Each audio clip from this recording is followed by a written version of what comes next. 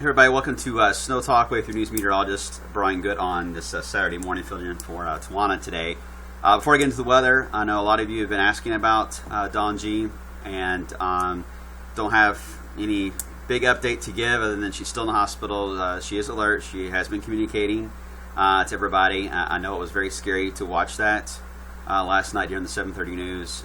We were all scared. I can only imagine. I wasn't in the station, but I can only imagine what it was like for those that were in the station that had to obviously have their heart sink for a minute and kick into action too at the same time and help her. And she got help quick. Everybody did exactly what you would hope they would do. I mean, everybody just came together as a big family and got her to where she needed to be. And she is certainly thankful for that. And she thanks everybody that's been sending her emails, to tweets, to Facebook comments. She's aware of all that, and she wanted us to let you all know. Thank you. So stay tuned to our Way 3 news page, our news page itself, way3.com, and we have a story on there about Dawn, and we will be updating that as we get information from her and her family. So if you want to check it out there. All right. So she's a strong woman, and we'll get her back in the saddle soon, and she just needs to rest, obviously. Okay. Well, let's talk about some weather. Maybe we can get Dawn some sunshine to enjoy today, because so far we got a lot of clouds. Once again, dealing with cloud cover. Although we're going to see signs of it eroding away today slowly. It's going to be a painfully slow process, but we'll get there, and that will help warm some spots up today, but a lot of us will not see that. 40s are likely all day long. Then we get ready for our wave from the north to drop in, and the wave from the south, they look to be displaced about a good 24 hours.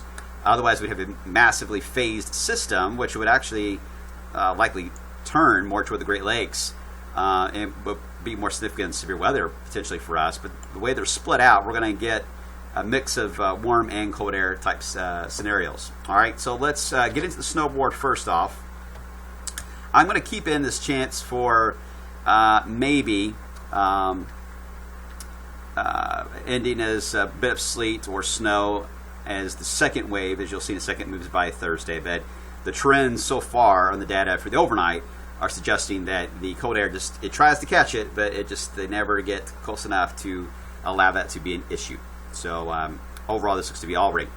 But then we get into the 5th of December and 6th. There is a sign of a southern wave. Same deal. Two pieces come together, but these two may come together at the same time. And that, with cold air already in place, could get a little interesting around here.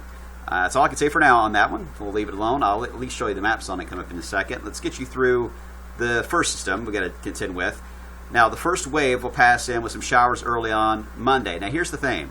A lot of the rain Monday morning into at least sunset is going to happen in this zone most of the day. Louisville will probably be very close to this, if not out of it completely to the east. The more east you are, you'll likely be drier. But that wall of rain will hold off to the west, and then we'll see it eventually work its way in with a tremendous amount of rainfall along the Mississippi River heading into wave country.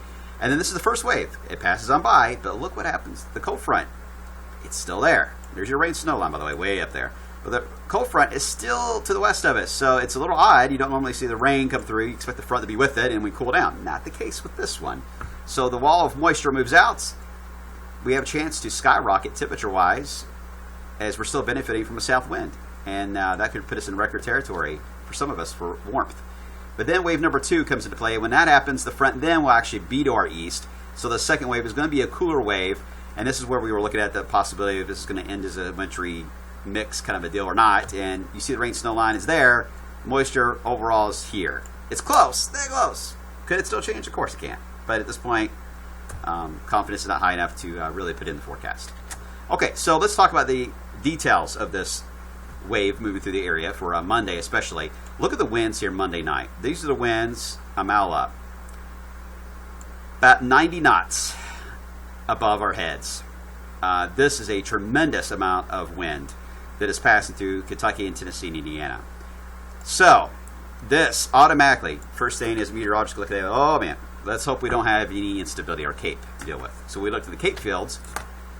We actually don't. In the core of that strongest wind, that is where instability is actually lacking. It's a little displaced, a little more to the north. Now, keep in mind, too, this is a nocturnal timing of that wind belt coming through. That helps limit the instability. But we need to be concerned about this in a sense that the wind fields are very, very strong. Here's the sounding for southern areas of Indiana where there is, it's hard to read this, but there's a bit of CAPE showing up. Not as saturated. Green line's moisture, red is temperature. But still, strong winds, especially in the lower levels here. A lot of strong winds just above our heads, even in Indiana. Now, if the two end up matching a little more as far as the ability to get at least a bit of CAPE, I mean just a bit of CAPE in that stronger wind belt in western Kentucky, then we may have some problems with wind damage. Because even a heavy downpour or heavy shower could easily send some of those strong winds down to the surface. So this is something we'll be watching. I don't want to sound the alarms. They won't have severe weather yet because at the moment there's not enough signal to say that. We do know there's going to be a lot of wind with this, though, and we'll have to just monitor that. In addition, we're under a slight risk, not for severe weather, but for flash flooding from around, say, Tell City to Paducah. Flash flooding potential in the middle of a drought. Mainly because the ground is dry and in some cases cracked. You get heavy rain, 1 to 3 inches, which some of you could get. It actually just flows over the ground. It doesn't get soaked in because the ground's too dry. It's like concrete. So you actually can have more problems with flooding in a drought than you can if you were already saturated. So heads up there. But here's that Tuesday dry air. That brown's the dry air behind that first wave. And that's why I think we have a chance to get some sunshine. And maybe very well, we got a forecast to have 70. And now we could very well go close to the record, which is 74 in Louisville on Tuesday. Then let's get ahead now to the 5th and 6th of December. This is where we get the rain snow line already over our area. And then we got two pieces again trying to merge together. Interesting setup here. I know I'm moving my hands everywhere, but interesting setup. The two trying to merge. Could we have a full-fledged southern system? This is the Euro, by the way, which is interesting to see that more than the GFS. One at a time, right? One at a time. We'll see how it plays out. Let's get to these crazy ones coming our way, though, for early in the week. All right, guys, I will be back on Tuesday. I'll be back on Tuesday with Christy, so I will see you guys then. Have a good one.